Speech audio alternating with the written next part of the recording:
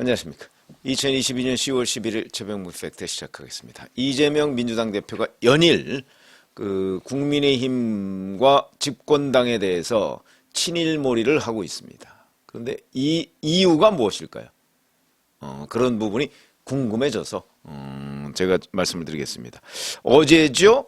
유튜브 방송을 또 했습니다. 한미일 동해 연합훈련하고 관련해서 일본 우길기와 태극기가 함께 휘날리며 합동 군사훈련을 하는 게 나중에 역사적으로 어떤 일의 단초가 될지 아무도 모른다. 원래 시작은 작게 시작한다. 그러면서 일제 침략이 임박했던 구한말이 생각난다. 이렇게까지 얘기를 하고 있습니다. 그러니까 지금 윤석열 정부가 일본과 합동군사훈련을 하고 그리고 일본과 미래지향적 관계를 맺으려고 하고 북한의 위협에 미국, 일본과 공동대처하는 것이 결국 구한말과 같이 나중에 일본의 침탈을 당할 수 있다. 이런 식의 개념입니다. 자, 그러면서 일본 자위대를 일본군으로 인정하는 행위다. 일본군의 한반도 진주, 우길기가 한반도에 다시 걸리는 날 우리가 상상할 수 없지만 그런 일이 생길 수 있다. 뇌피셜이라고 볼 수가 있죠. 이게 어제만 있었던 거 아닙니다. 제가 한번 말씀을 드린 적이 있었죠. 이재명 국방위원회 팩트체크. 7일에도 이번 훈련을 극단적 친일 행위라고 얘기를 했습니다. 자, 그러면 이번 훈련의 목표가 어디 있을까요? 잘 아시다시피 어제 보니까 그런 뉴스가 나왔더군요. 북한이 그동안에는 SLBM이라고 하면 잠수함 탄도미사일입니다. 이거를 그러니까 잠수함에서 발사하는 겁니다. 그렇게 해서 이제 공격을 상대 국가 또는 적성 국가를 공격을 하는 일인데 호수에서 발사했습니다. 예상할 수 없었던 일이죠. 왜냐하면 SLBM을 호수에서 발사할 이유가 없습니다. 왜냐하면 잠수함에 몰래 싣고 가서 예를 들어서 남한을 공격한다고 할 경우에는 동해상으로 잠수함에 미사일을 싣고 와서 저기 어디 남한은 무슨 앞바다 같은데 거기서 갑자기 예상치 못하게 미사일을 발사하는 이런 일들 때문에 SLBM이 위험한 거거든요. 근데 호수에서는 자기네 땅일 거 아닙니까? 거기서 쏴야 할 이유가 없는데 그러니까 우리도 상상하기 어려웠던 거죠. 그럼 북한은 왜 그랬을까? 그거는 역시 어디서든지 쏠 수 있다. 이런 걸 과시하기 위한 것으로 보이는데 어쨌든 간에 그런 미사일 도발 또는 예상되는 북한의 도발 행위에 대해서 한국과 미국과 일본이 같이 대응을 하자. 왜냐하면 전 세계 어떤 나라도 미국을 제외하고는 단독으로 방어할 수 있는 안보를 유지할 수 있는 나라 없습니다. 그러니까 일본이든 미국이든 하다못해 중국이든 러시아든 연합 방위 체제를 갖춰야 한다. 이건 기본이죠. 이재명 국방위원이 그것조차 모를까요? 하여튼 이번 일은 그게 목적인데 그런데도 친일 이런 얘기를 하면서 친일 국방 얘기하고 심지어는 우길기가 하고 일본군이 한반도에 다시 진주하는 날이 올 수도 있다 이런 얘기를 합니다.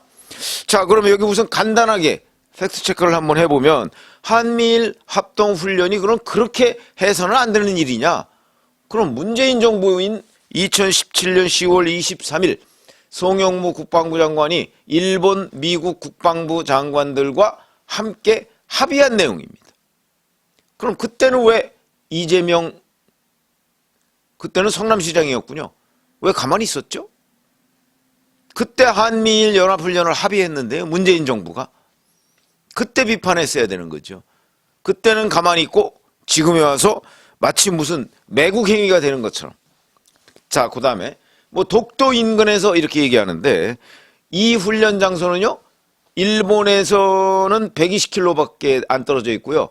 독도에서 독도 동쪽으로 185km 떨어져 있습니다. 그럼 일본 근해가 정확한 표현이죠. 동해라고는 하지만 일본 근해죠. 정확하게 얘기하면. 근데 이걸 독도 인근이라고 견강부회를 했다. 또 처음이냐? 그렇지 않습니다. 노무현 정부 때인 2005년에 제주도 인근에서 해상자위대하고 훈련한 적이 있고요. 2007년에는 일본 군함이 우길기 달고 우리 인천항에 입항해서 우리 해군 장성이 그 해군 사령관이 뭐 동해 무슨 아니죠 뭐 서해 무슨 사령관이 일본군으로부터 사열을 받기도 했습니다. 이런 건 뭐죠 그러면? 그 다음에 뭐 우길기 뭐 또 뭐 한국 진주 이런 얘기를 하는데요.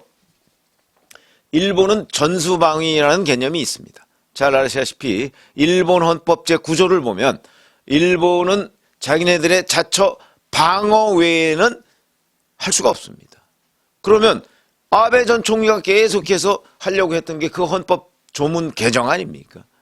못했습니다. 물론 앞으로 누군가가 또 헌법을 개정해서 일본이 전쟁할 수 있는 국가가 될 수 있느냐? 그거는 가정법이고 일본 국내 정치의 여러 가지 문제가 우선 풀려야 되는 일입니다. 그 부분 우리가 당연히 경계하고 있죠. 근데 거기까지 가지도 않았는데 뭐 몇 단계의 이제 피셜을 통해서 지금 여당을 공격하는 데 집중하고 있다. 그럼 왜 이러냐 이게 도대체.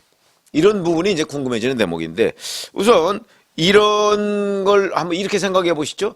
이재명 대표와 지금 민주당 지금 그 윤석열 정부가 하고 있는 데 대해서 친일과 어떤 식으로 이렇게 팩트가 엄연히 다른데도 그 팩트를 왜곡하면서까지 지금 공격을 하고 있는데 잘 생각해 보시면 이 공격이 어느 날 갑자기 그냥 불쑥 계획 없이 튀어나왔을까요? 저는 그렇게 보지는 않습니다. 정치인이 어떤 발언이나 행동을 할 때는 적어도 참모진들이 마련을 해주죠. 이게 이렇게 했을 때 어떤 효과가 있고 어떤 반작용이 있을 수 있다. 이런 얘기들을 해줍니다. 그걸 다 보고서에다 쓰죠. 다 검토해서 한 일입니다. 아마 여러 번 시뮬레이션을 했을 가능성도 있습니다. 이재명 대표가 자 지금 윤석열 정부의 한미일 합동훈련을 친일몰이를 했을 때 그러면 이 훈련은 문재인 대통령 정부 시절에 미국, 일본과 한국이 합의한 내용이라는 점 알았겠죠. 왜 이건 몰랐겠습니까? 노무현 정부 때 한미일 합동훈련을 했었다는 점 이런 것들로 공격을 받을 것이다. 그러나 그럼에도 우리는 이걸 해야 된다. 왜? 여기에 이제 우리의 분석 지점이 있는 겁니다. 저는 어떻게 보냐면 우선 이 일에 대해서 대통령실은 침묵했습니다. 왜? 이런 문제 가지고서 굳이 이재명 대표의 민주당과 뭐 싸울 필요 없다. 이거는 사필 규정이다. 이렇게 생각하는 것으로 보이고 우선 이재명 대표와 민주당 쪽에서는 제가 보건대는 최근 며칠간의 그 흐름을 보시면 이재명 대표의 사법적 리스크 감당하기 힘들 정도로 쏟아져 나왔고요. 성남FC 의혹 이거는 뭐 검찰에서 손대기 시작하면서 원래는 경찰은 그 두산건설 부분에 대해서만 기소 의견으로 검찰에 송치를 했는데 검찰은 대대적인 보완 수사를 하고 있습니다.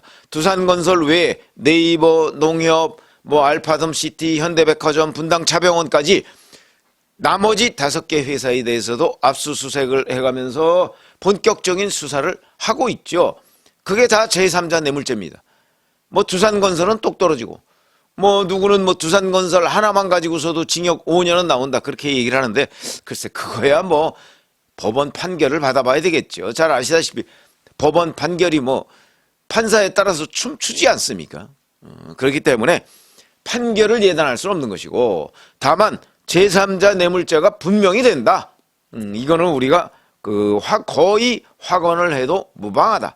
이렇게 말씀을 드릴 수가 있겠고 근데 이거를 이런 거에 인해서 뭐 두산건설 전 대표 기소하고 뭐 이런 것들 때문에 그 사람의 공소장이 나오고 그러면서 이재명 대표의 어떤 유죄 가능성에 대해서 언론 보도에 계속 나오니까 견디기가 어려웠겠죠. 그 다음에 뿐만 아니고 변호사비 대납 의혹 보니까 뭐 우리나라 법무부 차관이 뭐 태국에 출장 가는 길에 태국 법무부 사람들을 만나서 자 지금 김성태 쌍방울그룹 전 회장 뭐 사실상 오너라고 하는데 그 사람을 그 사람이 태국으로 도피해 있으니까 국내로 송환하는데 협조를 해달라 이렇게 지금 부탁을 했다.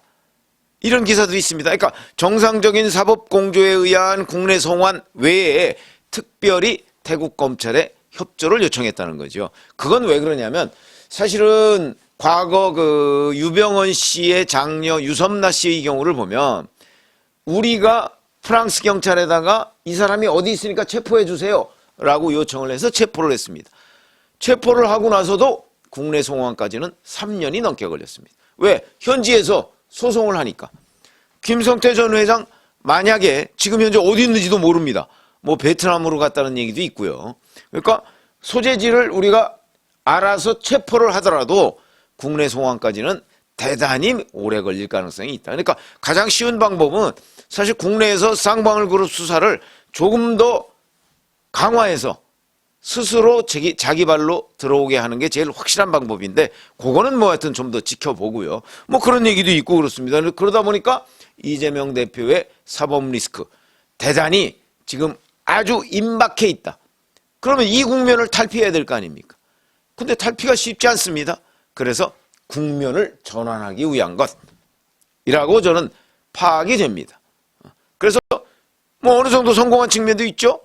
왜냐하면 말도 안 되는 주장을 하고 있지만 적어도 국면은 바꿨다는 거죠. 그러면 이게 과연 끝까지 성공할 것인가? 우리가 이런 걸 한번 생각해 보시면 되는데 이런 선동은요. 이게 일종의 선동이죠. 왜냐하면 팩트가 다 틀리니까. 이거는 저는 단기적으로 효과가 있을 거라고 봅니다. 지금 당장 국면이 어느 정도 바뀌었지 않습니까? 단기적으로 효과가 있죠. 그러나 중기적으로는 효과가 없다고 봅니다. 왜? 문재인 정부처럼 언론이 사실상 문재인 정부의 영향권 내에 있는 언론 매체들이 훨씬 많을 때, 그러니까 문재인 정부와 민주당이 집권당일 때, 그때는 이 부분이 어느 정도 먹혀들죠. 왜냐하면 이거에 대한 반론, 그걸 했을 경우에 뭐 방심이나 이런 데서 뭐 경고장이 날라온다든가 뭐 주의를 준다든가 편파적이다 뭐 이런 지적을 받게 돼 있으니까. 근데 지금은 물론 그 당시의 한상혁 방통위원장이 여전히 있습니다. 안 나가고. 그렇지만 그렇다고 해서 여러 가지의 관련 법제나 뭐 그다음에 지금 윤석열 정부입니다. 아무리 방통위원장 바꾸지 않았다 할지라도 윤석열 정부입니다. 그리고 언론 매체 지금 뭐 문재인 정부 그렇게 크게 신경 쓸 상황도 아닙니다. 그래서 제가 보건대는 어차피 지금 관련 전문가들이 외교 안보 분야와 관련해서 이런 부분을, 이런 제가 팩트체크 얘기를 한 부분을 아마 방송이나 신문이나 이런 데 나와서 정확하게 얘기를 할 겁니다. 뭐 친민주당 외교 안보 전문가 외에는 정확하게 얘기를 합니다. 그러니까 김어준 뉴스 전 공장인가 뭐 거기 보면 뭐 김종대 전 정의당 의원 뭐 이런 사람들만 나와서 얘기하는 거 아닙니까? 왜냐하면 객관적인 외교안보 전문가가 나와서 얘기하면 이런 제가 말씀드린 팩트 체크를 할 거거든요. 그렇게 되면 이거는 결국 일부 국민들이 이런 선동적인 그 주장에 대해서 현혹될 수는 있지만, 왜냐하면 워낙 뭐 일본에 대해서야 뭐 감정이 좋지 않으니까. 그러나 시간이 지나면 지날수록 전문가들이나 이런 사람들이 이 팩트, 사실관계를 바로잡을 것이다. 그러면 중기적으로는 결코 이득이 되지 않는다. 그래서 이제 바로 저같이 팩트 체크를 하는 사람이 나오게 돼 있습니다. 이렇게 되면 결국 이재명 대표 이거 맞지도 않는 얘기를 이렇게 계속해서 정치 공세용으로 하고 있네. 뭐 외교를 정쟁에 이용하네. 뭐 이런 걸 훨씬 떠나서 이게 바로 사법 리스크를 벗어나기 위한 국면 전환용이구나. 정치가 이렇게 돼서는 곤란하다. 국면 전환용으로 다른 건 모르겠는데 안보나 외교를 활용해서 국면 전환을 시도하는 것 성공할 수도 없을 뿐더러 사실과도 틀리다. 이런 부분 때문에 제가 보건대는 이거는 뭐 반짝 성공할 수는 있지만 길게 봐서 전문가들에 의해서 전부 다 부정당하는 주장이고, 그로 인해서 이제 드디어 이재명 대표가 왜 이럴까? 이상하네? 라는 국면까지 조만간 가게 될 것이다. 이렇게 말씀을 드립니다. 고맙습니다.